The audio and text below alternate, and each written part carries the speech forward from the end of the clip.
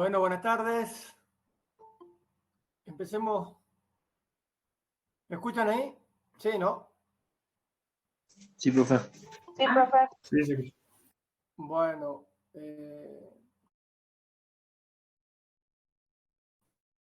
¿cómo le digo con el práctico? ¿Mucha termodinámica? Más o menos, ¿no? ¿Cómo? ¿Mucha termodinámica con el práctico? Ah, sí. Ah, Me hace recordar a esos prácticos que hacíamos antes, en tercero. ajá. Bueno.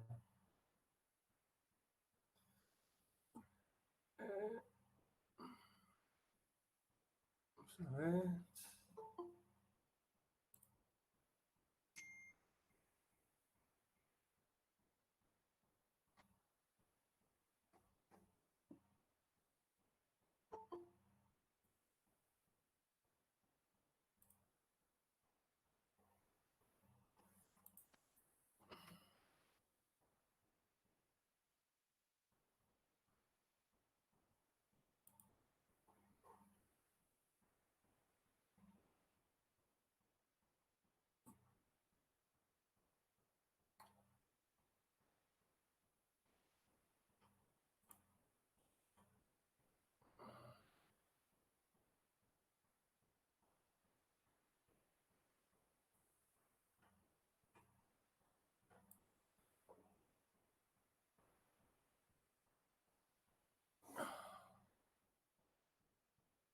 Bueno, ¿se ve ahí?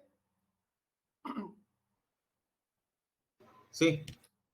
¿Sí? Sí, sí. Bueno, vamos a apagar un poco la cámara para que tengamos más señal. Repasemos un poquito entonces lo que estábamos viendo en la clase pasada. Bueno, yo les diría que sean un poquito más puntuales porque si no tengo que estar entrando y saliendo para que podamos darle acceso a los que van llegando un poco tarde. Lo que les decía, repasemos un poquito lo que habíamos visto en la clase pasada. Habíamos entrado a ver lo que serían los ciclos frigoríficos, ¿sí? Ciclos frigoríficos que nos permitían, digamos, generar una fuente continua, ¿sí? Para la producción y manutención de una temperatura que habíamos llamado o habíamos denominado temperatura fría o de foco frío, ¿sí? Y decíamos que era un proceso cíclico que estaba realizado por distintas transformaciones, que partíamos de un lugar y volvíamos de nuevo al mismo lugar. Y que necesitaba necesariamente un trabajo exterior para que se produzca. Además que necesitábamos contar con un medio portador de la energía que habíamos denominado ya un poco de antemano fluido frigorífico, ¿sí?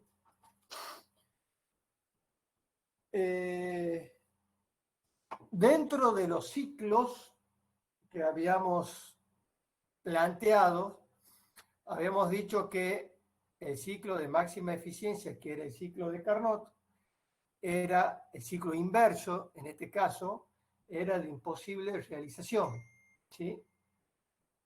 Entonces, y por ende, siendo el ciclo de máxima eficiencia, lo que estábamos tratando es de armar un ciclo que sea realizable, pero que sea o se asemeje, o sea, lo más similar posible al ciclo de Carnot para tener de esta manera acercarnos al ciclo de máxima eficiencia. Y así que habíamos visto el ciclo de, primero con gases, después vimos con vapores y viendo que en el caso de vapor húmedo tampoco se podía realizar, decidimos o se vio que hacerlo en una zona parcialmente húmeda en el cual hacíamos la compresión en la zona de vapor y la expansión, que era el otro problema, utilizamos un elemento de expansión, no así ya una turbina, evitando así, digamos, que los álabes se erosionen. Y así que en un diagrama TS, temperatura-entropía, teníamos el modelito de este ciclo. ¿Sí? Un ciclo que estaba formado por un compresor, ¿sí? El cual hacíamos la compresión de 1 a 2, ¿sí? O sea, de acá hasta acá. Después pasamos por un intercambiador de calor para poder hacer la condensación de ese fluido frigorífico al cual habíamos comprimido, cediendo de esta manera hacia el exterior el calor de condensación, ¿sí? Luego pasamos por el elemento de expansor o de expansión, ¿sí? ¿Para qué? Para pasar de la presión de alta a la presión de baja. Y de esta manera, estando ya ecualizada la presión de aspiración del compresor con la presión, digamos, que habíamos hecho la expansión, al estar una presión determinada, pasaba por un evaporador absorbiendo, digamos, ese calor o esa carga térmica del ambiente Q0 que habíamos determinado, que eran las frigorías hora o las kilocalorías hora que debiera evacuar, ya que esto, ¿no es cierto? Este evaporador estaba puesto en un ambiente donde nosotros queríamos mantener la temperatura. Entonces, ese serpentín se llevaba este calor Q0 o generaba las frigorías ahora, como lo quieran ver. En términos de áreas, decíamos que el frío producido es esto que está marcado acá en color azul o celeste. O sea, las kilocalorías por hora extraída o las frigorías por hora producida, pero por kilogramo, ¿no es cierto?, de fluido frigorífico. ¿Por qué? Porque todos estos diagramas son diagramas que estaban o hablaban, digamos, que estaban referidos a por cada kilo de este fluido que estemos considerando. De la misma manera, así como teníamos el frío producido, en términos de área, teníamos esto que estaba acá, ¿no es cierto? Esto que estoy rayando, me estaba dando el calor que voy a liberar al exterior, ¿sí? Que debe quitar mi condensador, ¿sí? Para enfriar este fluido frigorífico que estaba desde esta temperatura, ¿cierto?, a esta otra temperatura.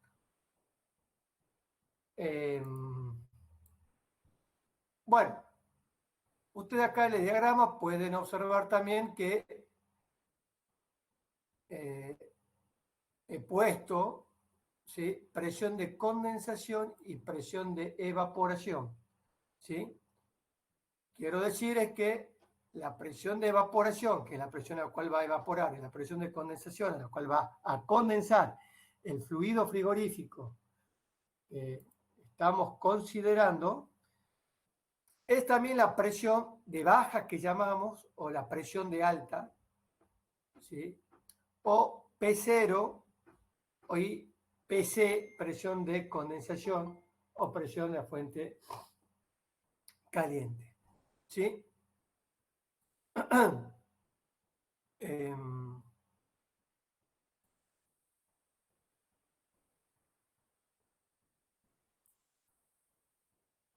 Bueno.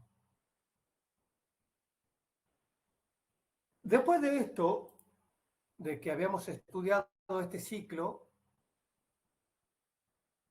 habíamos visto, como estamos viendo, algunas mejoras del ciclo, ¿sí? Algunas mejoras, y dentro de esas mejoras habíamos hablado de lo que sería el ultraenfriamiento. El ultraenfriamiento, que sería este. Habíamos visto también el tema del sobrecalentamiento, de darle para garantizar de esta manera que la compresión se haga hacia la derecha de la curva.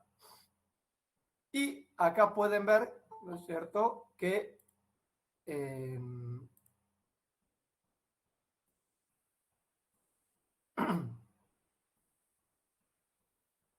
ustedes pueden observar que lo que hablamos en la clase pasada, que este frío producido se compensaría con este calor que estoy generando, ¿sí?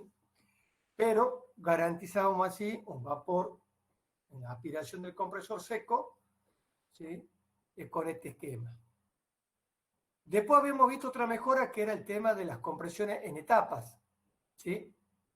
Estas compresiones en etapa nos permitía subdividir este salto de presión, tenemos acá, ¿sí? ¿Para qué? Fíjense que acá llegamos a esta temperatura, mientras que si hacemos la compresión de acá hasta aquí, enfriamos y luego comprimimos hasta la misma presión, pero la temperatura ya no sería esta a la cual tenemos que llegar. Y por otro lado, estaríamos ahorrando este trabajo, ¿sí?, que en términos de área, en TS habíamos dicho que estaba dada por todo este sector. Entonces, esto también era beneficioso cuando estudiamos una de las mejoras de nuestro ciclo, sobre todo cuando, ya vamos a ver en el práctico, acá estamos viendo ciclos y distintos esquemas, pero ¿de qué depende? De que nosotros, ¿por qué que podemos llegar a tener o a querer trabajar con una presión de condensación bien alta o una presión de evaporación bien baja? ¿Sí? Recuerden ustedes que la presión, vamos a ver, la presión de evaporación nos va a estar determinando la temperatura de evaporación, y que eso tiene que ver con la temperatura que queramos producir y mantener en nuestro local. Una temperatura más baja, menos 10, menos 20, cuanto más baja sea la temperatura, esta presión va a ser más baja. Y la presión de condensación, que cada fluido tiene su presión y su temperatura de evaporación, ¿no es cierto?, está delimitado también en este caso, cuando hablamos de la condensación, de cuál va a ser el medio que disponemos para realizar la condensación. Ya sea que decidamos hacerlo por que la condensación sea por aire, ¿no es cierto?, o la hagamos con agua. Ustedes ya saben que el coeficiente de película entre uno y el otro es muy diferente, pero tenemos que contar con una instalación que es muy diferente a la otra, y por ende los costos. Es decir, lo que ganamos en un caso, vamos a tener que perderlo como inversión inicial, ¿sí? Bueno, esto era en cuanto a los ciclos, a las mejoras que estamos viendo. Otra mejora que habíamos visto era el hecho de trabajar con dos cámaras de temperatura, ¿sí? Acá ustedes, fíjense, tenemos una cámara de temperatura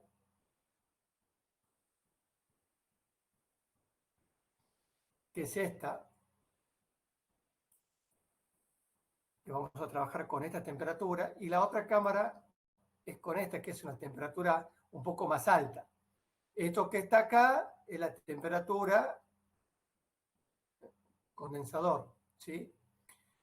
Y acá es lo que teníamos, la cámara baja el Q0 por ahí, como lo vamos a ver con B larga, cámara de baja, y esto que está acá sería el Q0 de la cámara de alta.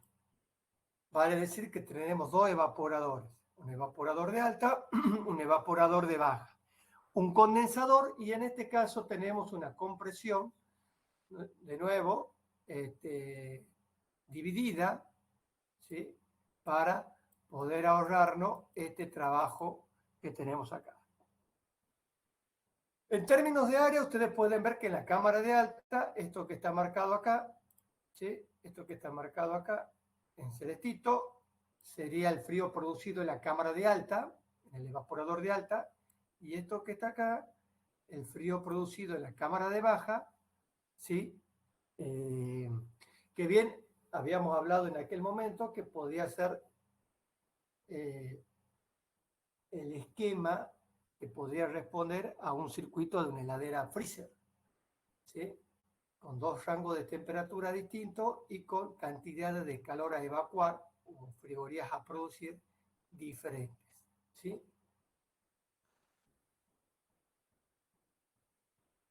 ¿Alguna duda hasta el momento que quieran hacer?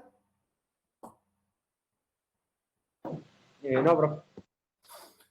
Bueno, y ahora sí, yo le había comentado a ustedes, ¿cierto?, que en la parte de frío, el diagrama que vamos a trabajar y que ustedes tienen que saber, además del TS, es el diagrama PI, presión-entalpía.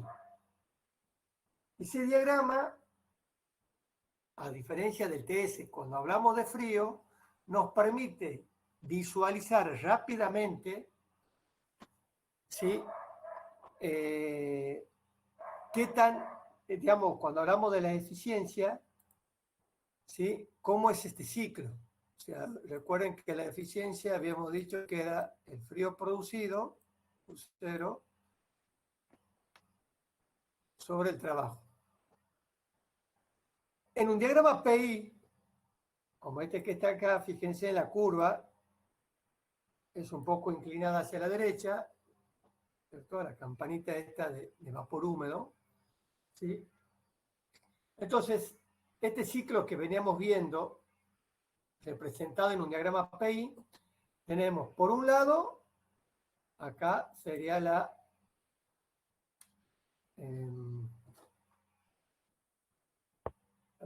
presión de condensación. Y esto que tenemos acá, la presión de evaporación. Que para poder construir el ciclo necesitamos conocer la presión de evaporación y la presión de condensación. En el diagrama PI entonces son rectas, ¿sí?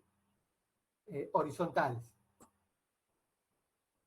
En este diagrama decíamos que partíamos de la o sea, la aspiración en nuestro compresor, ¿sí? Partíamos del punto este de la curva. Y en este diagrama PI, las curvas adiabáticas a entropía constante en este ciclo reversible tienen esta forma, esta curva, ¿sí? Entonces hacemos la compresión desde este punto hasta este punto, representado por esta curva, ¿sí? En términos de área, ustedes van a ver que esto que está acá no es otra cosa que el trabajo. De 1 a 2, si esto es 1 y esto es 2, el punto este, perdón, quiero decir, el trabajo está dado por la diferencia de entalpía, ¿sí? El trabajo específico por cada kilo de fluido frigorífico que estemos comprimiendo, ¿sí? Si quisiésemos el trabajo total, deberíamos multiplicar a ese trabajo específico por el caudal de refrigerante que está circulando. Lo cierto es que acá en este diagrama ustedes pueden visualizar en términos ya no de área, sino linealmente, como que este es el trabajo. De este punto, que sería el punto 3, fíjense en acá lo que podemos ver. ¿Qué tenemos acá? El trabajo de condensación, el QC. De 3 a 4, que habíamos dicho que era este punto, que era la expansión, habíamos dicho que se asemejaba a una isoentálpica. Es por eso que es una recta vertical. Y de 4 a 1 tenemos nuevamente lo que sería la evaporación, que en este diagrama PI, esto que está marcado acá, este segmento, sería el QC. Entonces, cuando hablamos de la eficiencia, fíjense en qué fácil es poder saber, ¿no es cierto? Porque la eficiencia habíamos dicho que era el trabajo, el frío producido sobre el trabajo empleado, entonces tenemos Q0, que es este segmento, sobre W, que es este otro segmento. Aquí está un poco desproporcionado por ahí el dibujo y más lo que estoy marcando, pero uno puede rápidamente darse cuenta si este segmento es mayor o igual o menor que este segmento horizontal que une el punto 1 con el punto 2. Y lo mismo si yo quiero saber el calor QC que voy a retirar o a evacuar por el compresor. Bueno, este diagrama lo tienen que saber de memoria. Para esto y para todos los tipos de ciclos que ustedes vayan a ver y que yo les dé, el TS lo tienen que saber, pero este lo tienen que saber mucho más con todos los tipos de ciclos. ¿Sí? Bien. Por ejemplo, acá, en la clase pasada, habíamos visto los ciclos por sistema en cascada. ¿Qué habíamos dicho en sistema de cascada? Sistema de cascada habíamos dicho que era un ciclo que estaban formados por dos circuitos. ¿Sí? Un circuito era este, hacíamos la compresión 1, 2, condensación 3, 4, y cuando volvía, cuando retornaba por acá, era la evaporación. Bueno, esa evaporación, estamos marcando ahí, ¿sí? Lo que está haciendo es absorber, ¿sí? ¿Sí? Esta evaporación se produce a costa del calor, ¿no es cierto?, que estoy quitando, ¿no es cierto?, del condensador de mi segundo equipo, que es este que tengo acá. Este otro circuito hago la compresión, condensación, expansión y evaporación. Esto que está acá sería el Q0. Esto que estoy acá es el Q del otro condensador. Pero esto que está acá sería, pongamos que esto sea el Q 0, 2 igual, ¿no es cierto?, al Q del condensador 1, ¿sí?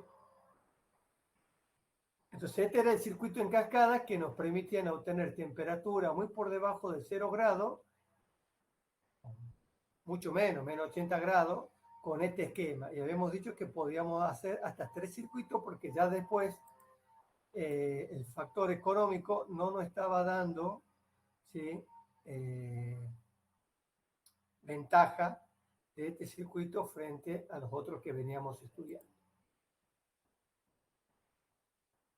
Bueno, hasta acá, ¿alguna duda que tengan ustedes que quieran que lo veamos?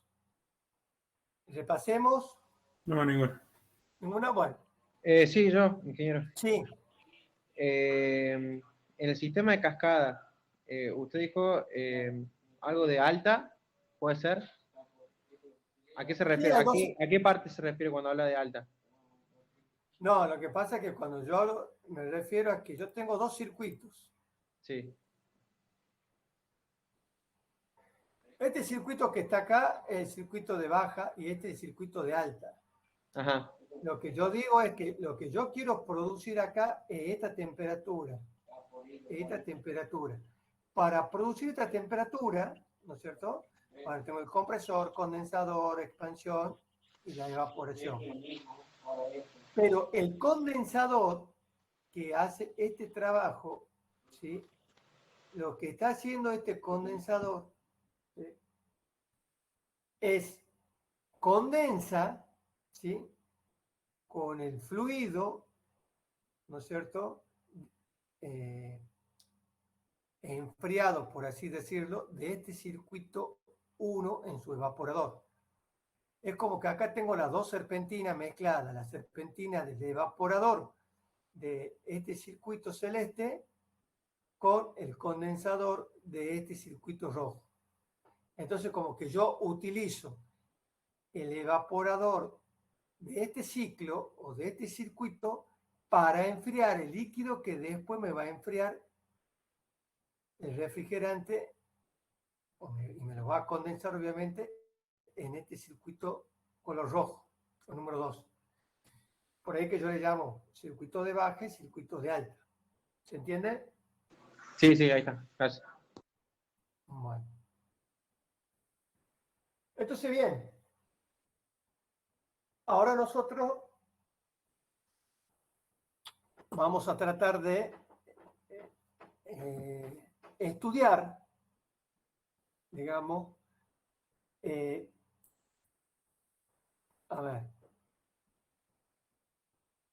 si este es la habitación, ¿no es cierto?, que es donde yo quiero mantener y producir la temperatura, ¿no es cierto? La temperatura X. Si supongamos acá que yo quiero mantener acá menos 5 grados centígrados. Entonces, ¿yo qué voy a hacer? Voy a venir, voy a tratar de que pase un serpentín, ¿no es cierto?, en donde va a entrar mi fluido frigorífico por acá y va a salir por acá el mismo fluido frigorífico. ¿Sí?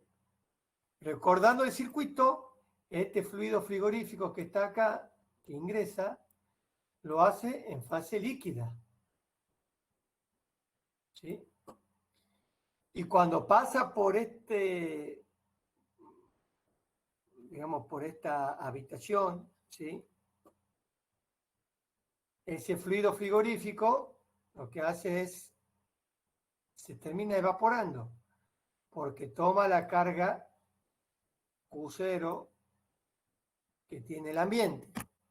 De tal manera que ese fluido frigorífico, cuando sale de acá, sale en fase de vapor, para que luego vaya al compresor. ¿Sí? Y así es como se produce este intercambio de calor y voy evacuando las kilocalorías hora o produciendo este Q0, las frigorías hora, dentro de este local o de esta habitación.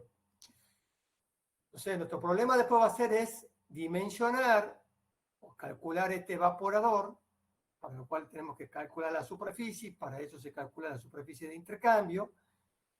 Y como dato, siempre tenemos cuál es la temperatura que queremos mantener en el local. Queremos mantener menos 5, el freezer, la heladera, la nevera, lo que ustedes quieran mantener. En este caso, menos 5 grados. Para mantener menos 5 grados, este refrigerante, este fluido que va a pasar por acá, y a medida que va pasando, va absorbiendo esta carga térmica Q0 y se va transformando de fase líquida a fase vapor, ¿sí? Si este fluido pasa a 5 grados por acá y yo quiero mantener 5 grados, no va a haber intercambio de calor.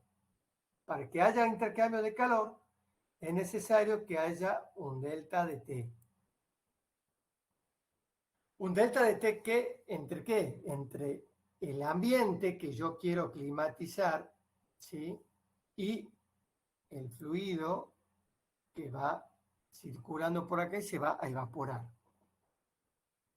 O sea, acá ustedes fíjense que lo que yo les decía, cuanto más baja sea la temperatura esta que yo quiera mantener, voy a tener que ser capaz de buscar un fluido frigorífico que evapore, ¿no es cierto?, al pasar por este local a una temperatura mucho menor cada vez y nunca igual a la que quiero producir, porque si no hay delta de T, ¿sí?, no va a haber flujo de calor y por ende no va a haber la evaporación, que es lo que necesitamos, que es la esencia del ciclo frigorífico que estamos estudiando.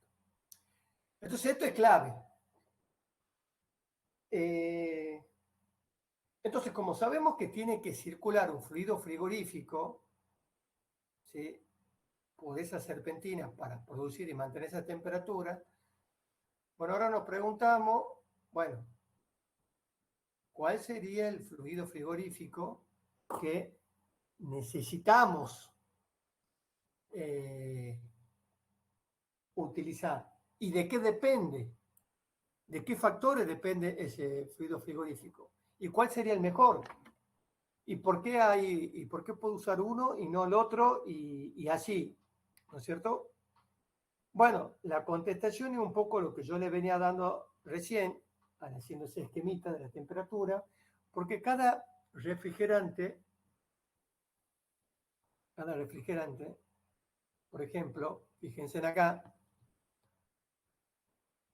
esta es la curva de un refrigerante, ustedes ya lo conocen, bueno, este es un diagrama PI, nuevamente, es de un refrigerante que vamos a estudiar, Freon 22, esta es la curvita. Fíjense en que acá tengo entalpía que dice kilojoule por cada kilogramo, y acá tengo la presión no sé si está en bar, creo que está la presión o en pascal. Entonces, cada refrigerante tiene un diagrama. En este diagrama es donde nosotros tenemos que trazar nuestro ciclo. Y una vez que tracemos el ciclo, vamos a poder obtener las distintas variables que estamos buscando, como el calor de condensación, de evaporación, el caudal y demás. Entonces, la pregunta es, bueno, ¿cuál será el mejor fluido frigorífico que vamos a necesitar? O de distintos fluidos frigoríficos, ¿cuál adoptamos? ¿Cuál sería el mejor? ¿Sí? ¿En qué nos tenemos que fijar? Lógicamente en sus propiedades. ¿Y qué tenemos que fijarnos en sus propiedades? Bueno, eso es lo que vamos a tratar de ver ahora. Recordando un poco lo que habíamos dicho en la primera clase, que un refrigerante es cualquier cuerpo o sustancia que actúa como agente de enfriamiento absorbiendo calor de otro cuerpo o sustancia. ¿Sí? Es decir, que habíamos dicho que era el portador de la energía. Y como medio portador sufría todas esas transformaciones que veremos bien, compresión, evaporación, condensación, expansión, ¿sí?, de ese refrigerante. Ahora, en función de todo esto que sufre el refrigerante, ya estamos viendo que, bueno, algunas propiedades vamos a tener que ponerle el ojo porque en el tiempo esa sustancia, ese fluido, al sufrir todas esas transformaciones cíclicamente, en algún momento se puede degradar.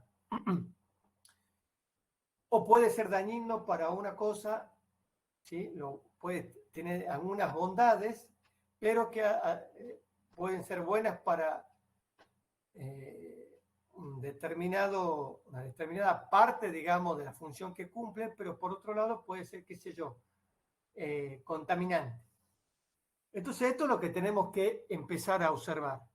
Para eso, sabiendo que hay distintos fluidos que podemos utilizar, el ciclo que veníamos viendo, el ciclo frigorífico, vamos a dividir las propiedades de los fluidos en tres: termodinámicas, ¿sí?, esto que tenemos acá, propiedades químicas y propiedades físicas.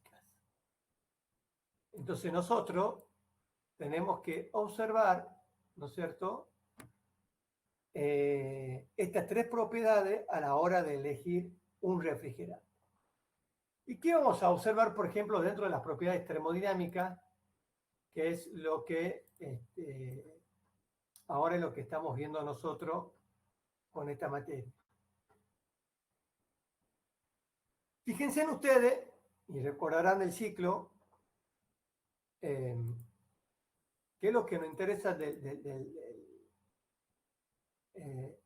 ciclo? El ciclo se produce, ¿no es cierto? Habíamos dicho, si quieren volvamos ustedes en el TS, ¿sí? Se tiene que producir en la zona húmeda. ¿Qué quiere decir esto? El ciclo se tiene que darse acá en alguna manera. ¿Esto qué quiere decir? Que se tiene que poder producir la evaporación y la condensación. Bueno, ustedes me dirán, el fluido se condensa y evapora, sí, ya sé que se condensa y se evapora, pero yo tengo que buscar, ¿sí?, el fluido que condense y evapore para que su evaporación sea compatible con la temperatura que yo quiero obtener en el local, ¿sí? Entonces, de ahí ya estamos haciendo una clasificación. Si un refrigerante evapora a -5 y el otro evapora a, ¿sí?, a 10 y yo necesito mantener una temperatura de -10, bueno, ninguno de los dos me van a servir, porque yo tengo que mantener -10 y los otros están a -5 y a 10.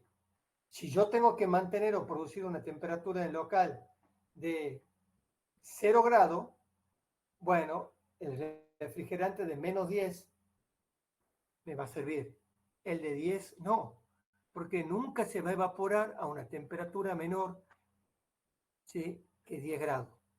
Por ende, nunca voy a poder obtener la temperatura y el delta de T que estamos hablando recién.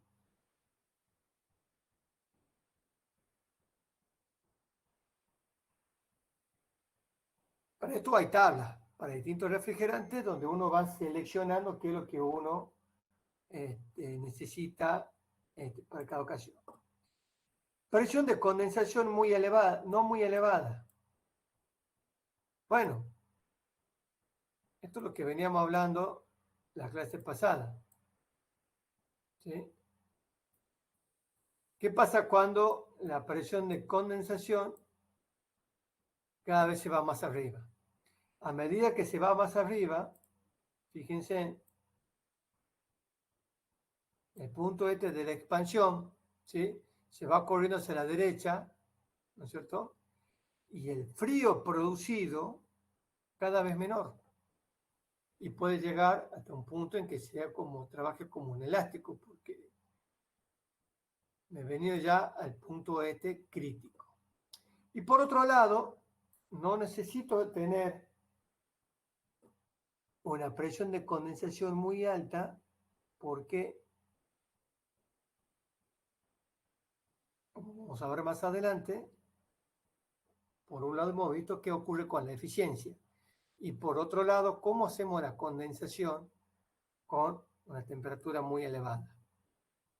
Entonces, esto también tenemos que fijarnos en la temperatura de condensación. Presión de evaporación mayor que la atmosférica. ¿Qué creen ustedes por qué la presión tiene que ser mayor que la atmosférica?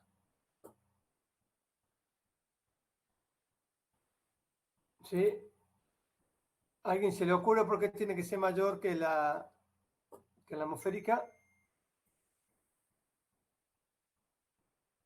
No, Para que evapore más rápido. no, Bueno, de todo lo contrario sería. entonces para que evapore menos rápido. No, quiero decir que lo que dijo es más perjudicial que... no.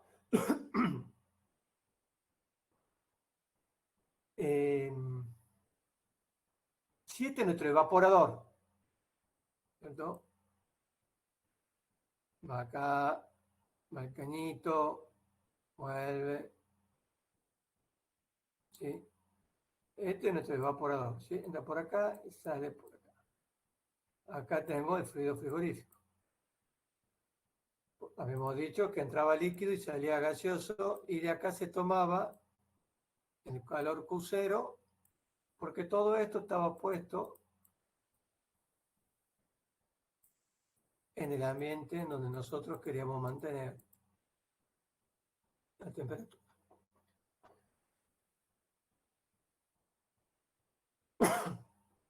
Si la presión de este fluido que tengo en la evaporación es menor que la presión atmosférica, yo acá afuera tengo la presión atmosférica, ¿cierto? Del evaporador. Y adentro tengo la presión de evaporación. Si la presión de evaporación que está acá es menor que la presión atmosférica, todos estos serpentines, que son soldados, ¿sí? Y acá llevan los nipples de desconexión y demás, nada es 100% estanco. Y con las vibraciones a las que están sometidos los equipos en el tiempo, va a haber fugas, va a haber roturas, intersticios, que dan lugar a estas fugas y que permiten que, si la presión interna es mucho menor, ¿no es cierto?, que la presión atmosférica, las fugas sean hacia el interior de nuestro caso el evaporador, condensador, por lo que fuere, porque todo está conectado. Entonces, lo que ocurre es que al haber una pérdida, ese fluido frigorífico es desplazado por el aire, la presión atmosférica. Nuestro ciclo sigue funcionando, pero el aire que tiene humedad, tiene gotitas de agua, vapor de agua, gotitas de agua. Entonces, lo que vamos a tener en un sistema es un sistema que puede trabajar un poco con refrigerante mezclado con vapor de agua, que es el aire que se ha introducido, o aire simplemente porque ha fugado todo el fluido refrigerante por alguna rotura o lo que fuere, de tal manera que al hacer la compresión, la expansión, la condensación y en la evaporación, todo ese sistema está calculado para que trabaje a una determinada presión. Si yo tengo gotitas de agua, ocurre que si yo bajo por debajo de 0 grados, esas gotitas se van a congelar. ¿Sí? Se congelan, van a formar pequeños cristales de hielo que van a obstruir a lo largo de la cañería. Y esa obstrucción va a hacer que no fluya el refrigerante en todo el circuito este que hemos estado hablando, produciendo la ruptura del mismo. Ejemplo de esto, ustedes los pueden ver muchas veces, el equipo del aire acondicionado del auto de ustedes, más de una vez, no enfría, no tiene gas.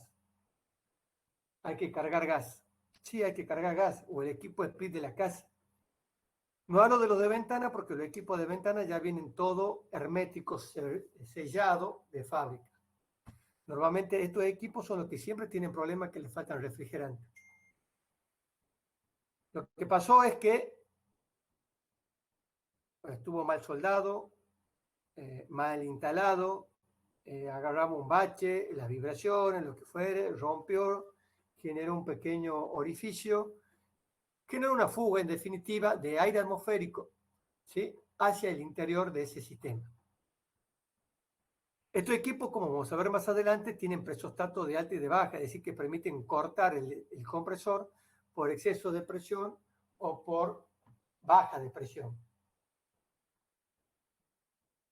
Al haber perdido el refrigerante o parte de ello, entonces, ¿qué está haciendo? Está comprimiendo aire y puede alcanzar la temperatura que van a cristalizar esas gotitas de agua, elevando la presión y puede mandar a actuar el presostato y el equipo se para. Ustedes van a ver que por ahí arranca y después se para. Enfría un poquito y se para, claro. Se paró porque actuó el presostato de alta, porque las gotitas de agua se formaron cristales de hielo, aumentó tanto la presión que actuó el presostato. O puede haber bajado tanto la presión que ha obstruido ese elemento expansor en alguna parte del circuito que se da en ese lugar, ¿sí? Y tengo muy baja presión, si estoy en el lado de baja, y que manda a parar un presostato de baja, a cortar el equipo, el condensador, básicamente para proteger. Bueno, esa es la protección que tienen los equipos. En definitiva, lo que yo le quería decir es que ustedes muchas veces ocurre esto con el auto. Y todo el verano ustedes van todos los años a cargar gas.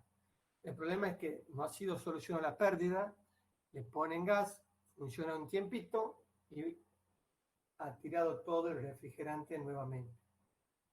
O por ahí lo que ocurre es que arranca y para. Bueno, tiene que ver con esto, el presostato de alta y de baja, que son elementos para regular, para proteger todo el sistema de aire acondicionado. Entonces, por eso es importante que la presión de evaporación sea mayor que la atmosférica para que si haya fuga, sea desde el circuito hacia afuera y no de afuera hacia adentro. Calor específico de líquido pequeño. ¿Esto qué significa? Entonces, si estamos acá en un diagrama TS, ustedes lo pueden ver acá.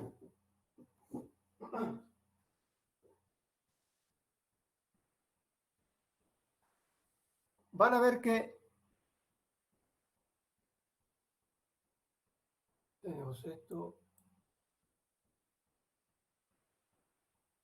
Bueno, esta es la presión 0, ¿cierto? Y acá tenemos, bueno, dibujando mal el circuito, vamos así, así, así y así. Calor específico de líquido pequeño se refieren a que, fíjense en ustedes acá, la expansión esta, ¿sí? Si este es un diagrama TS, no es una isoentálpica, ¿sí? Sí, perdón, no es una isoentrópica, sino que es una isoentálpica. Por lo tanto, todo esto que está acá es pérdida de energía que tenemos.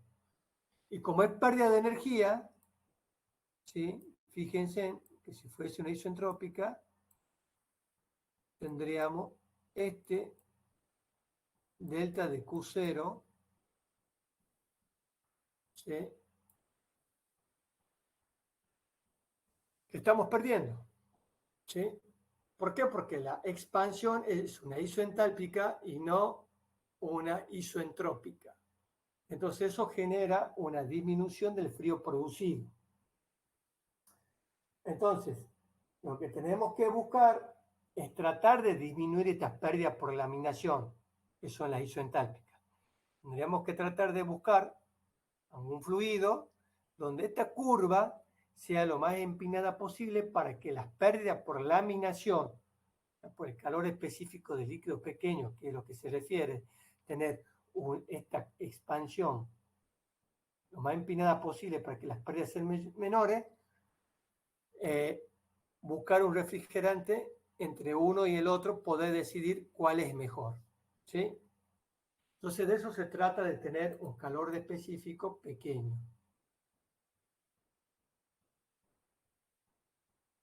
Y después tenemos un volumen específico y calor de vaporización adecuado. En este caso, por ahí es medio lógico, ustedes saben que si decimos el trabajo, ¿no es cierto? Es el caudal del refrigerante, del fluido, que habíamos dicho por el delta de IS, delta de entalpía. Es lógico saber que cuanto mayor sea, digamos, el fluido, el caudal que tenemos que utilizar en este circuito, mayor va a ser nuestro trabajo, ¿sí? ¿Y de qué va a depender el caudal este caudal refrigerante que va a circular por el compresor, condensador, evaporación y la válvula de expansión? No es otra cosa el volumen específico que vamos a utilizar en nuestro circuito, ¿sí? Nosotros lo que necesitamos es tener equipos chicos.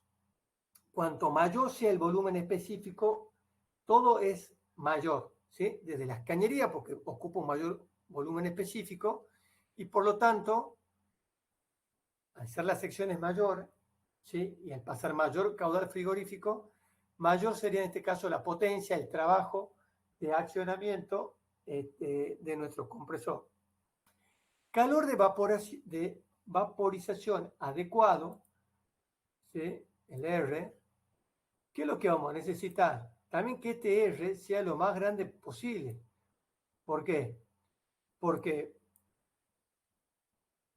si comparamos dos fluidos frigoríficos distintos, ¿sí? Y uno tiene un mayor poder calorífico que el otro, lógicamente en uno vamos a utilizar menor caudal de refrigerante que el otro, porque el efecto que produce es mayor que el otro.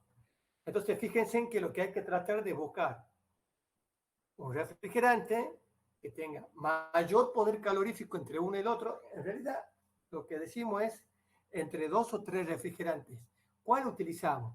Bueno, el que nos dé un mayor calor de vaporización, ¿sí? Porque no, se va a traducir en un menor volumen específico. Y menor volumen específico es menor sección, y menor sección es menor potencia de accionamiento. Pero guarda, también tenemos que tanto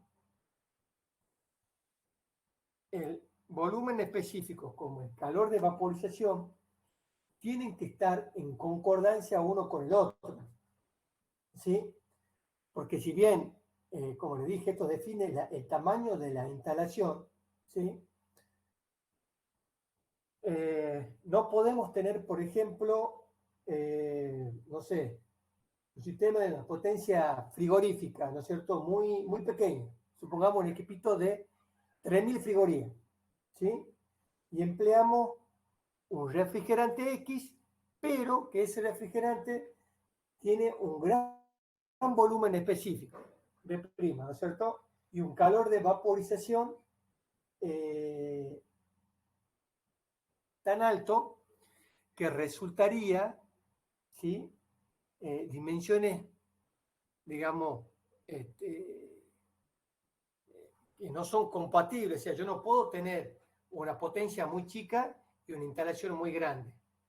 3.000 frigorías y no puedo tener para 3.000 frigorías que utilizamos, ya vamos a ver más adelante, compresores de un cuarto, un octavo de HP, ¿sí? Para 3.000 frigorías, de pronto tener un compresor de un HP. O viceversa. Tengo que producir muchas frigorías, mucha potencia frigorífica y tener un compresor chiquito. Eso no está ser compatible una instalación, ¿sí? El tamaño de instalación en términos de volumen específico y calor de vaporización. Estas propiedades son propiedades termodinámicas. Fíjense que hasta acá lo que nosotros estamos haciendo es estudiar nuestro ciclo reversible todavía y desde el punto de vista termodinámico. Entonces hay que hacer una comparativa entre un refrigerante y el otro, lo que fuera que tengamos, para ver cuál es la conveniencia entre utilizar uno y el otro desde el punto de vista termodinámico. ¿Sí? Entonces yo le voy a dar, dimensionen o proyecten una instalación frigorífica, ¿sí? No sé, una instalación frigorífica, por ejemplo, para producir, no sé, pongamos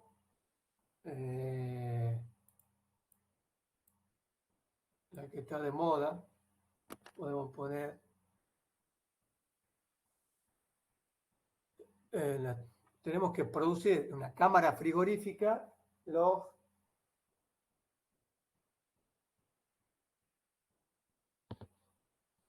menos 18 grados centígrados, ¿sí? Para la vacuna, ¿sí? Y sabemos que tenemos también la temperatura de condensación, o mejor dicho, para condensar, para realizar la condensación, lo vamos a hacer por aire. Tenemos el aire, o sea, nuestro condensador va a ser por aire. Y que la potencia frigorífica que necesitamos generar o producir para mantener esa cantidad X de vacuna en la cámara sea, no sé, de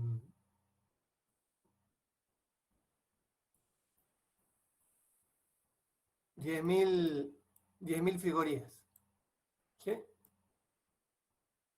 10.000 frigorías hora. Entonces yo con 10.000 frigorías hora, que es lo que tengo que evacuar acá en la cámara, tengo que evacuar y mantener una temperatura de menos 18. Menos 18 grados.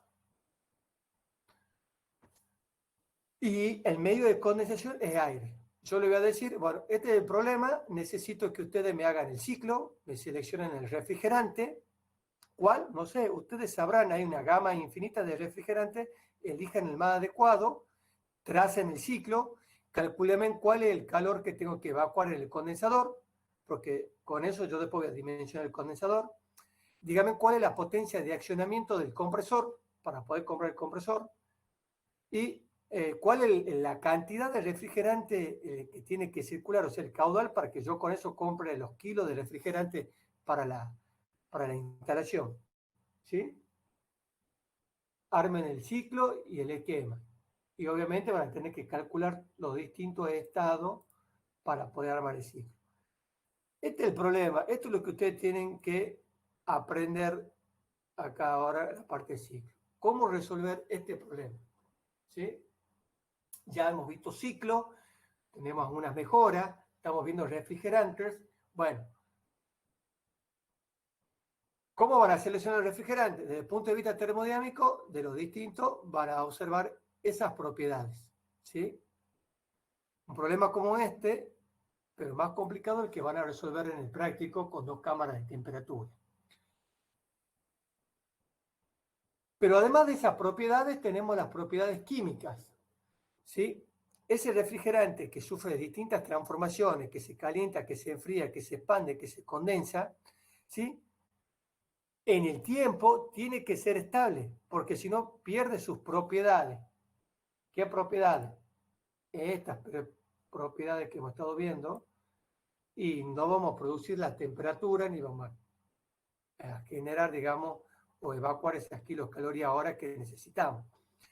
Tampoco tiene que ser corrosivo. Y para esto tenemos que saber que ese refrigerante a qué materiales ataca, porque si no vamos a salvar una instalación, ¿no es cierto?, en donde si el refrigerante es muy bueno desde el punto de vista termodinámico, ¿sí?, pero me termina atacando los materiales que yo voy a utilizar. Es por eso que, por ejemplo, cuando trabajamos con amoníaco, ¿sí?, el NH3, que es un refrigerante desde el punto de vista termodinámico muy bueno porque tiene un gran poder de frigorífico, o sea, de vaporización muy rápido, o sea,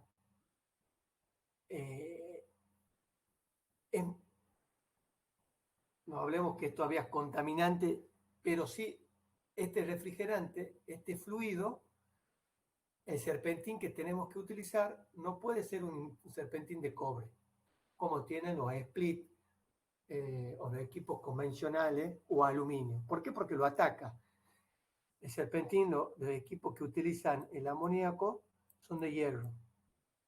Y de la misma manera, un refrigerante R12, ¿sí?, o un freón 22, lo que fuera, un 134, no le podemos poner un serpentín de hierro porque lo corroe.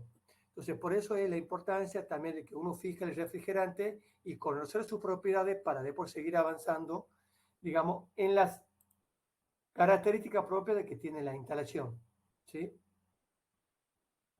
No deteriorar los lubricantes. Bueno, en todo este circuito que nosotros estamos hablando, y vamos a ver, hay partes móviles dentro del compresor.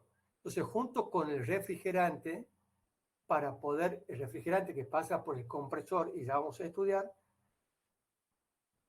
va también un pequeño porcentaje de lubricante, de aceite, para lubricar las partes estas móviles del compresor.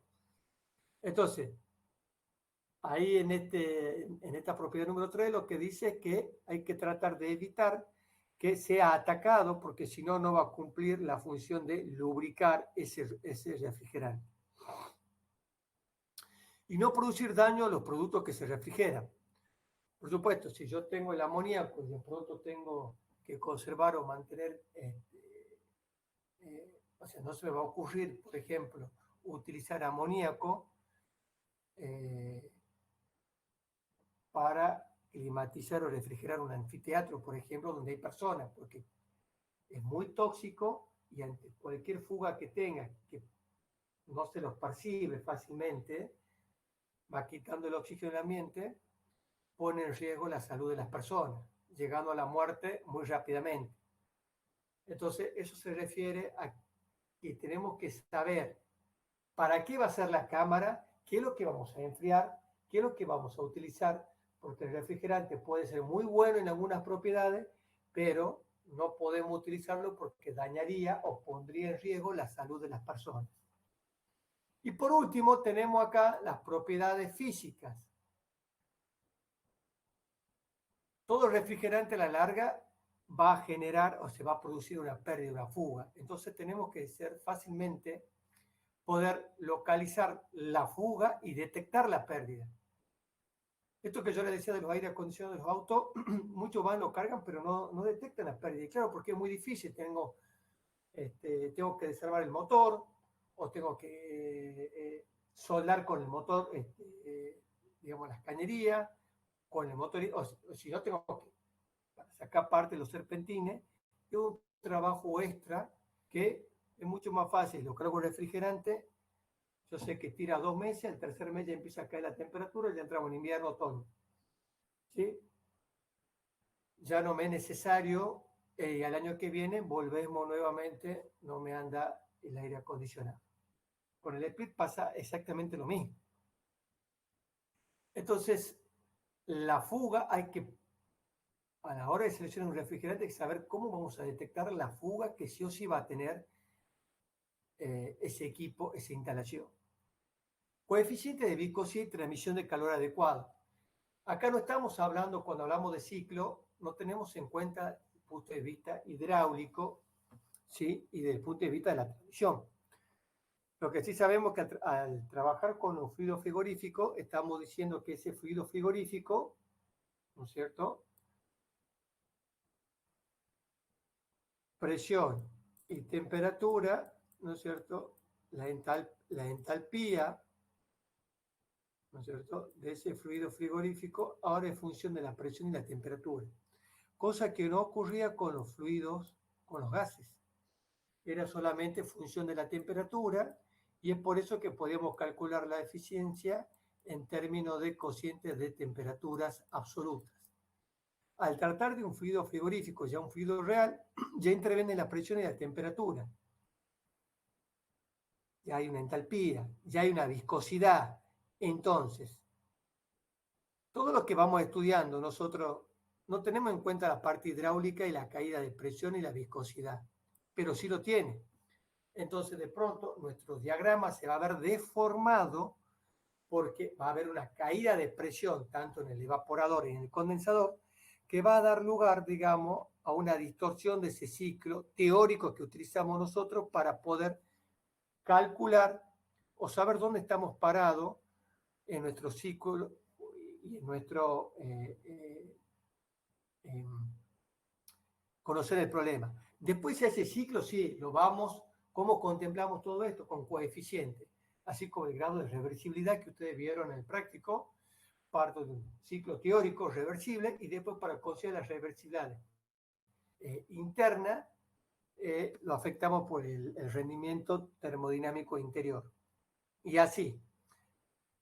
Y la transmisión de calor adecuado, ¿sí? Entonces, todo esto no lo tenemos en cuenta, pero hay que tenerlo, hay que saber que se lo debe tener en cuenta. Disponible y bajo costo y manipuleo. Pero uno puede decir, bueno, hago una super instalación, la dimensiono, la calculo, esto va a funcionar muy bien, pero resulta que no hay disponibilidad de ese refrigerante acá en la Argentina, acá en Tucumán. Y si lo hay, es de altísimo costo. Entonces, todo lo que hay que tener un criterio, digamos, a la hora de que uno va a seleccionar un refrigerante, ¿sí? Y el manipuleo propiamente, porque Ese refrigerante, vamos a ver más adelante, hay que hacer una carga, hay que descargar el refrigerante. Por ejemplo, cuando ustedes cambian el equipo que tienen en su casa de un lado al otro, en vez de tirar el refrigerante, uno lo va a envasar. Y ese manipuleo, ese trabajamiento, hay que saberlo hacer. ¿Sí? Y muchas veces no es que este equipo, bueno, se fue el refrigerante, lo perdió, lo que fuere, voy y pongo el que haya en la plaza. No es cualquiera, tiene que ir el que corresponde porque todo el sistema está en armonía. ¿Sí? Todo este sistema ha sido diseñado para que trabaje de esa manera. ¿Le parece que hagamos unos... no sé si tienen alguna duda hasta el momento. No, por Hola. ahora. No, ninguna duda por ahora. Bueno, hacemos unos 5 minutitos de descanso. Perfecto, Son 4:10, 4:15, volvemos. ¿Sí? perfecto, excelente. Perfecto, gracias. Bueno.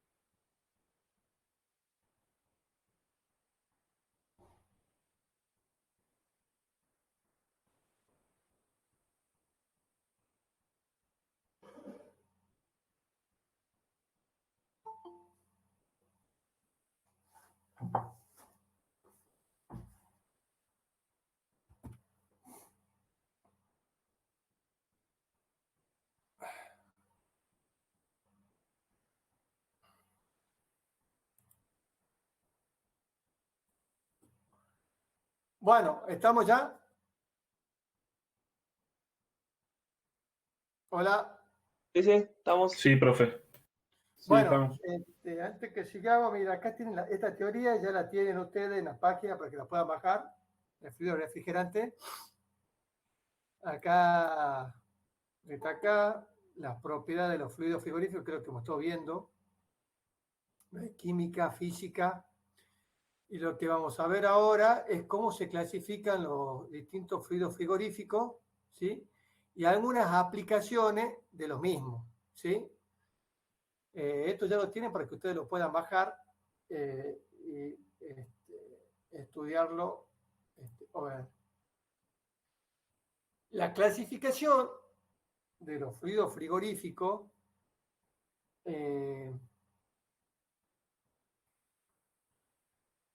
vamos a ver, tenemos, por un lado tenemos los orgánicos puros que le llaman, tenemos mezclas azeotrópicas y compuestos inorgánicos, ¿sí? Fíjense, por ejemplo, acá en los compuestos inorgánicos, el aire. El aire es un fluido frigorífico que, como ustedes han hecho ahí con el tema de la cabina del avión. El agua es otro fluido frigorífico. Lógicamente, ustedes ya sabrán que con el agua se puede enfriar o obtener una temperatura usando un ciclo, ¿no es cierto? O una fuente, ¿cómo se llama?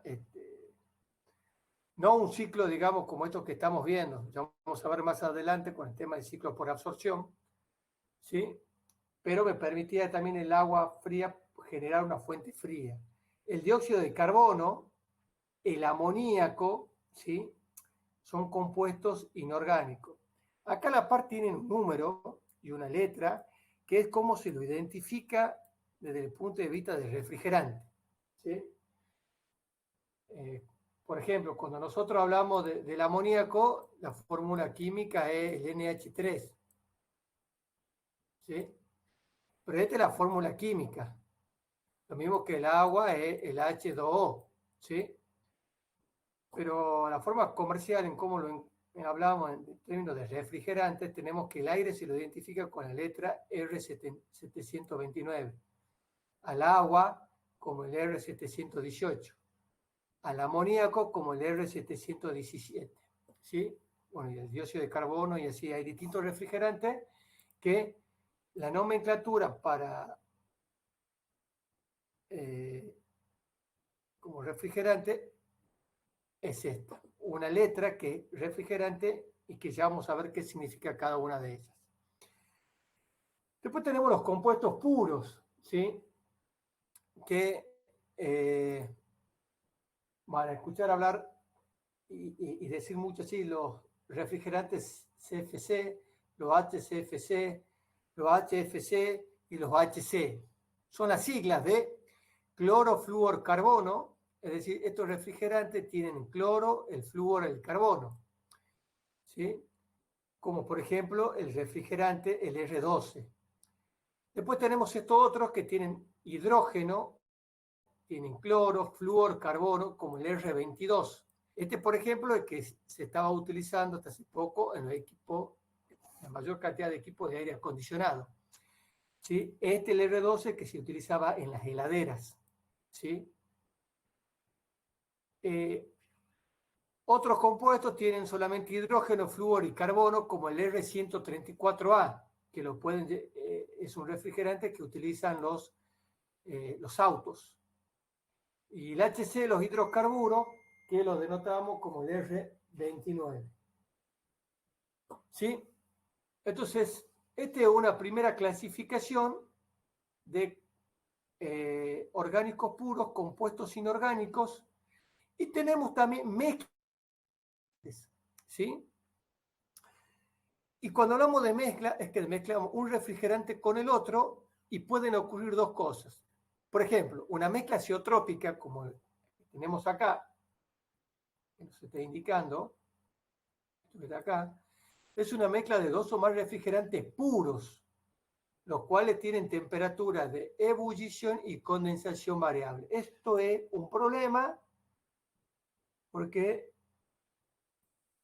vamos a ver después, no cualquiera puede hacer la carga y la descarga si no tiene un equipo o sabe que es una mezcla. Y si, por ejemplo,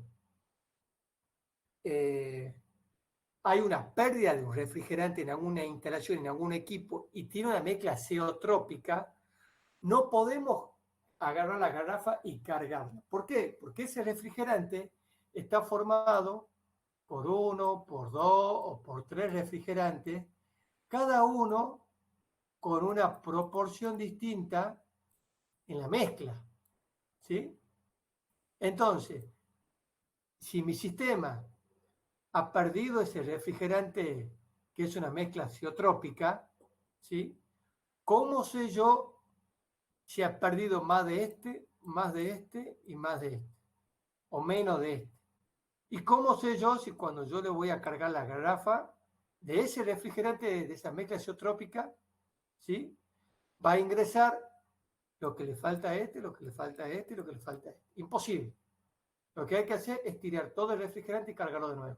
Mucha gente no hace eso, entonces la eficiencia del ciclo de la instalación se ve modificada y no es así. ¿Sí? Esto es porque estamos trabajando con una mezcla de refrigerantes cuyas temperaturas de ebullición y condensación son variables. Y después tenemos la mezcla azeotrópica. En este caso sí es una mezcla de dos o más refrigerantes distintos, pero que actúan como si fuesen un solo refrigerante. Esto es un poco más fácil porque tienen el mismo punto de ebullición y condensación, pero al igual que este, ante una pérdida hay que tirarlo y cargar de nuevo, porque no sabemos en qué proporción, ¿sí?, ha perdido cada uno de ellos. ¿Sí?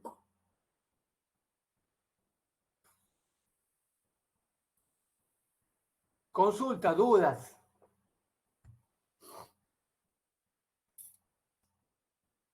Bueno, esto lo tiene un poquito mejor explicado también ahí en los apuntes, todo esto que estoy hablando, cómo identificamos a los refrigerantes. ¿Sí? La nombra RAE, lo ha identificado al sistema, ¿sí?, a los refrigerantes, mejor dicho, con una letra, como decía recién, seguido por unos números. Y es así que, por ejemplo,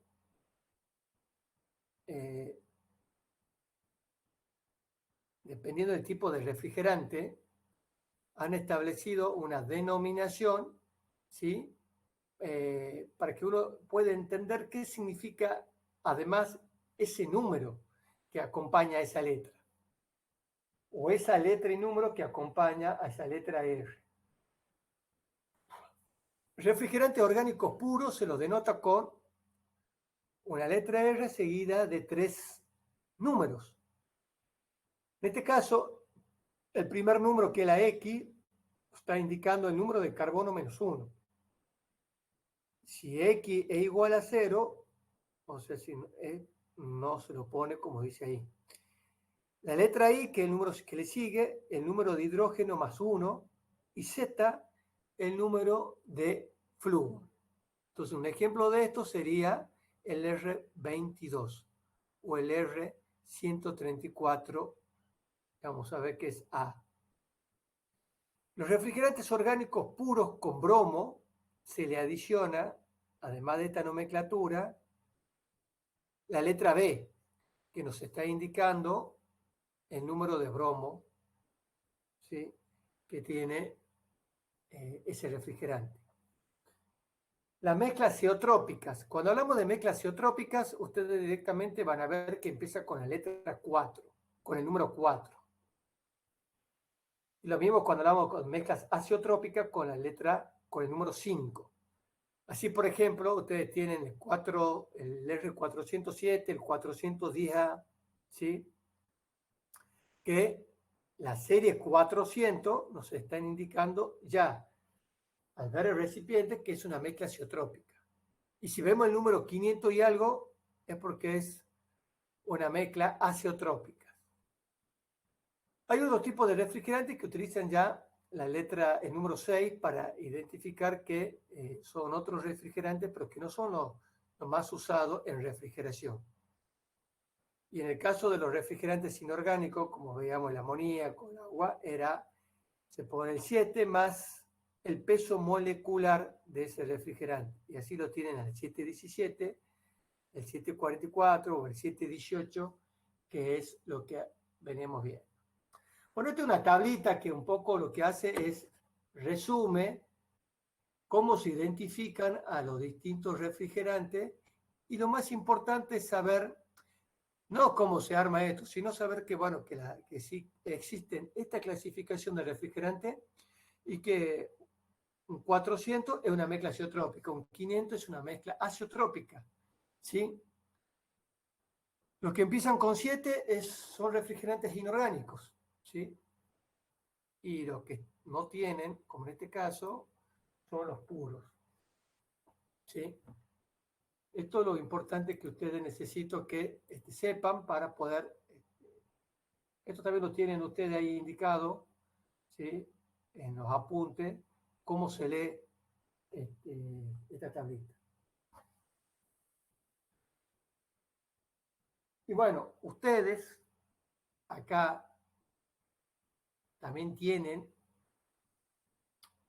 digamos, una serie de refrigerantes, ¿sí? Con el número que lo identifica, de acuerdo a la norma RAE, ¿sí? El nombre químico, la fórmula química, como es muchas veces nosotros estamos habituados, el peso molecular y el punto de ebullición a una atmósfera. Y esto es lo que a nosotros nos va a interesar para después poder seleccionar, de acuerdo a la temperatura que queramos mantener, ¿cierto? ¿Cuál es el refrigerante que debiéramos utilizar? ¿Sí? O mejor, fíjense acá el refrigerante 2, el R22, que era el que veníamos utilizando para los equipos de aire, menos 40 grados centígrados. El 12 que yo le decía que utilizaban para las heladeras, hasta menos 28. ¿Sí? Esto es un poco para que ustedes puedan ver y tener, digamos, cómo se comparar entre un refrigerante y el otro y observar sus distintas nomenclaturas en cómo pueden encontrarlo, ¿no es cierto?, en bibliografía o si no comercialmente cuando se lo tienen que adquirir.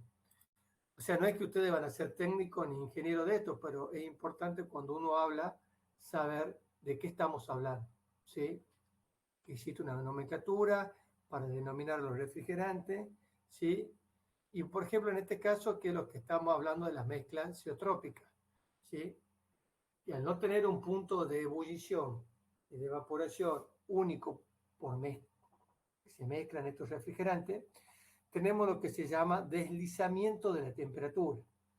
Es decir, ustedes se acordarán, tenemos fluido, nosotros calentamos, acá se produce seguimos calentando, ¿no es cierto?, la evaporación, y después tenemos acá ya vapor sobrecalentado a medida que le seguimos agregando calor, ¿sí? Y si hacemos el sentido contrario, si lo queremos enfriar, ¿no es cierto?, vamos a llegar acá a la 100% de líquido saturado y acá vamos a seguir enfriándolo. Esto sería el comportamiento, por ejemplo, del refrigerante de 134A que yo les decía que utilizan en los equipos de auto. Ahora, el 409, fíjense en que ya la temperatura de condensación no es constante, es variable. Unos grados, pero es variable. ¿Sí? Y esto es lo que se llama o se conoce como deslizamiento de la temperatura.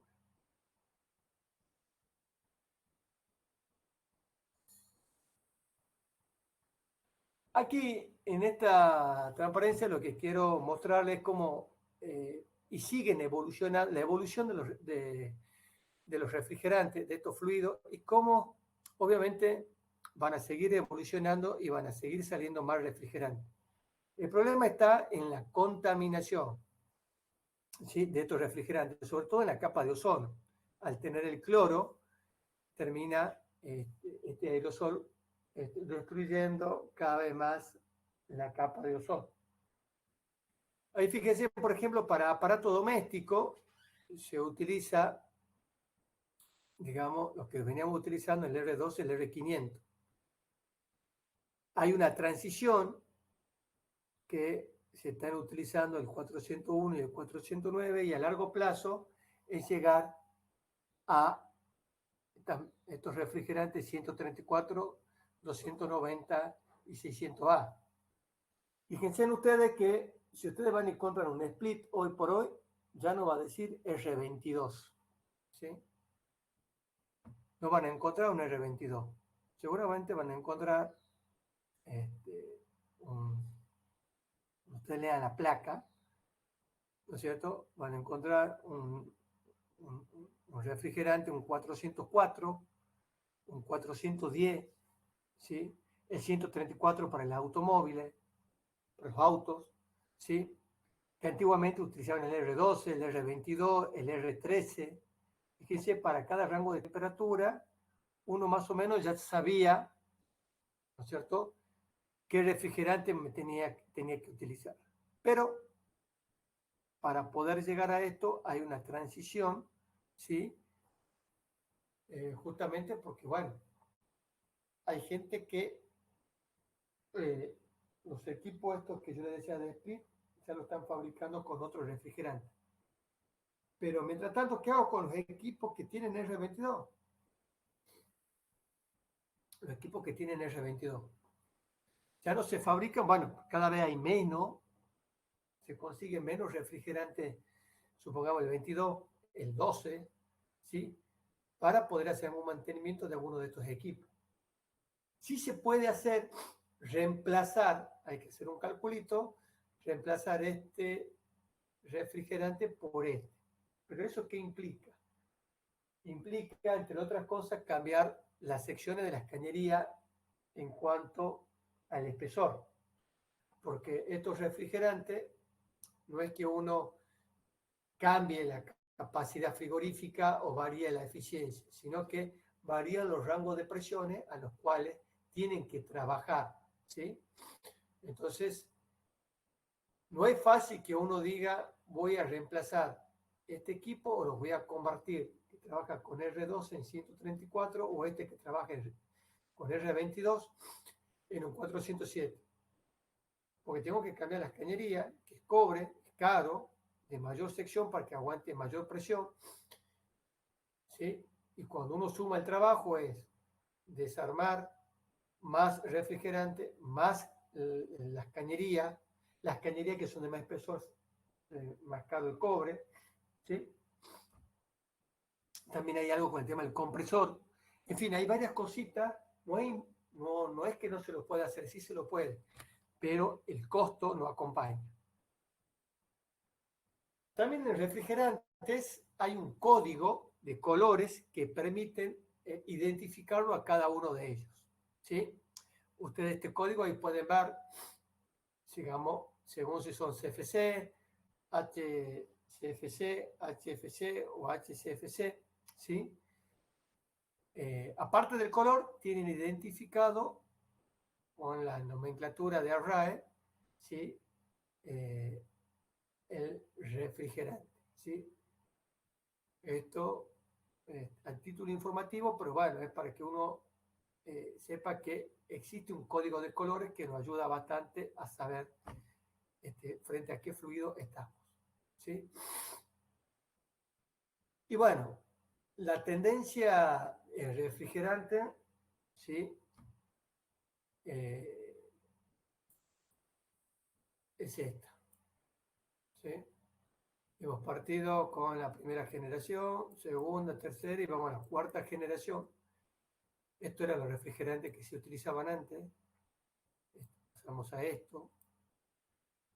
Y esto es lo que se tiende, pero seguimos acá y acá todavía, ¿sí? Estos protocolos de Montreal, protocolo de Kioto, todo era para reducir de alguna manera toda esta contaminación, y estos son índices que nos permiten, digamos, medir la contaminación de estos refrigerantes. Como yo les decía hace rato, no solamente hay que mirar las propiedades, las bondades de ese refrigerante, sino que muchas veces su uso es más perjudicial que la bondad de que pueda llegar a tener ese refrigerante, ¿sí? Desde el punto de vista termodinámico. Bueno, acá un poco les quería mostrar, ¿sí? Cuando uno habla de refrigerantes, ¿sí? En una instalación que ya vamos a ver bien un poquito más adelante, pero yo un poco quería mostrarles, comentarles. Esto que está acá es lo que van a sentir en la jerga, mal dicho, Manifold, porque Manifold es una marca, pero ya quedó que son 2 manómetros y con esto nos permite poder realizar la carga y la descarga del fluido frigorífico de una instalación, ¿sí? A través de este juego de válvula y con esta manguera que yo voy a conectar en el equipo, puedo hacer el transvasamiento, la carga y la descarga. Tengo 2 manómetros, manómetro de alta y manómetro de baja. Otro equipo que voy a necesitar para poder hacer esta operación es una bomba de vacío, que esto es como que tengo aquí abajo, ¿sí? Este manifold, por ejemplo, para que vean ustedes, no, viene para distintos refrigerantes. Es decir, si yo voy a trabajar con un refrigerante, un 404, voy a tener que cambiar de manifold, el juego de manómetro, porque las presiones que soportan es el doble de un manifold común, ¿sí?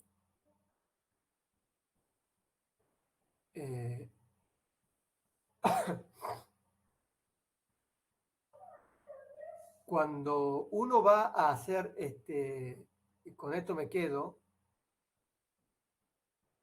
una instalación, acá tengo un split, esto que ven acá es el condensador, es el equipo que está a la intemperie, esto que está acá es el evaporador, el que yo tengo adentro de la habitación, ¿sí?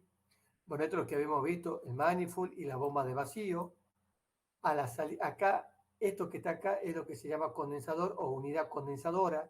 Acá ya vamos a ver este condensador que es enfriado por aire. Aquí también se encuentra el compresor, ¿sí? Compresor y el tubo capilar, o el elemento expansor, mejor dicho. Perdón. A la salida de esta unidad tengo 2 válvulas que son las que me van a permitir poder hacer las maniobras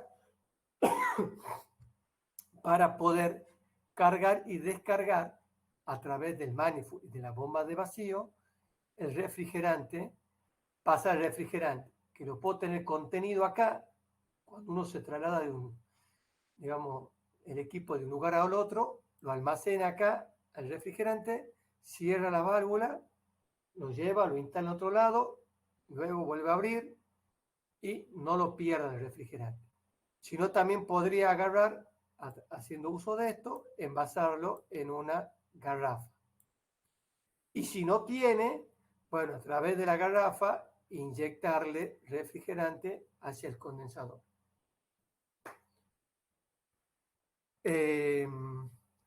Esto vamos a ver ya cuando la próxima clase vamos a ver un poquito de esto. Quería que ustedes lo vayan, lo tengan cuando hablábamos de los sistemas. En la próxima clase vamos a ver ya en particular cada uno de los elementos que integran el circuito frigorífico, ¿sí? Este circuito que estamos viendo acá ¿sí? Lo vamos a estudiar las clases que viene. Vamos a hablar del compresor, vamos a hablar del evaporador, ¿sí? Del condensador, y bueno, y de alguno, bueno, esta es la válvula de expansión, el elemento expansor, y de cada uno de los elementos que van integrando el circuito para que pueda funcionar correctamente. ¿Sí? Bueno, yo creo que hasta acá tienen ya panorama para poder hacer ya el otro práctico, que es el ciclo frigorífico. Esto, como yo le estaba comentando, lo que vimos en la clase pasada de 2 cámaras, armarlo, diseñarlo, seleccionar el refrigerante. Eso lo van a ver en la práctica. Y tienen la teoría, ¿no es cierto?, del refrigerante como guía. ¿Alguna duda que tengan, que quieran hacerme? No, ninguna duda. ¿Ninguna duda? No, ingeniero. De todo. Bueno, entonces vamos a tomar asistencia. A ver.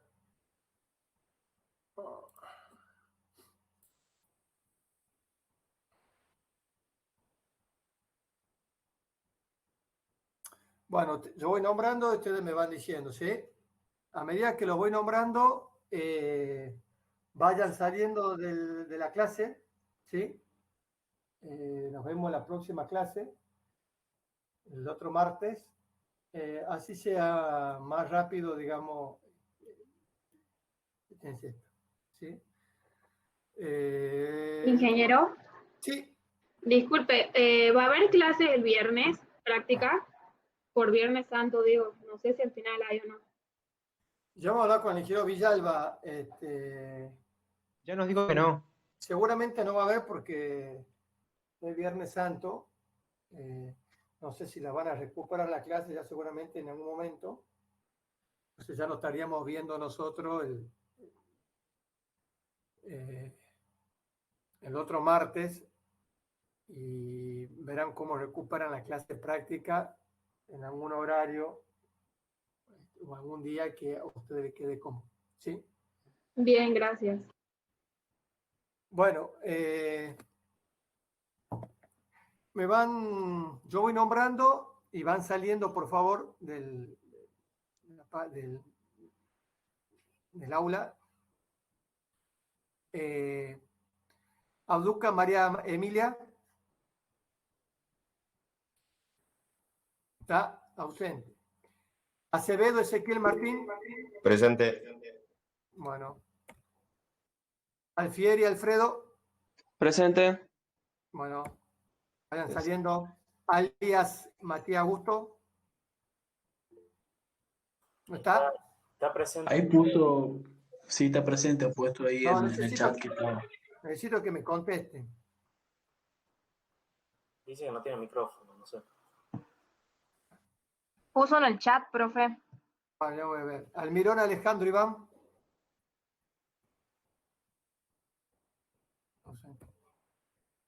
Para la clase vamos, necesita tener micrófono, porque si no, digamos, yo también necesito que usted participe. Vamos a ver la clase que viene. Altamirano Fabricio. ¿No está? Ausente. Argüello Horacio. Argüello. Ausente. Ávila Gonzalo. Ávila.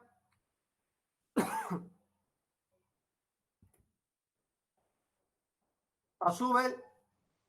Presente. Ingeniero, Cangemi soy Alías. Alejandro. Cangemi Alejandro. Presente. Presente. Carrizo José Germán. Carrizo. Casanova Nicolás José. Casanova. Azaña Francisco. Presente, profe. Cesano Valentín. Presente. porque aparece doble duplicado. Cifre Patricio, Presente. Cofre David, Presente.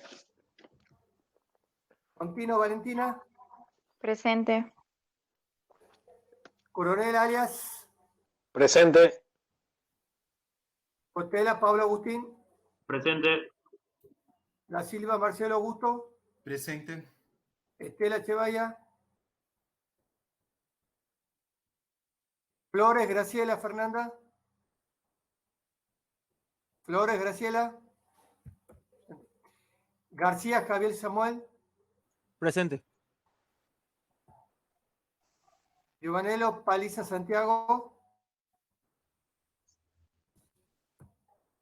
Gómez Montero,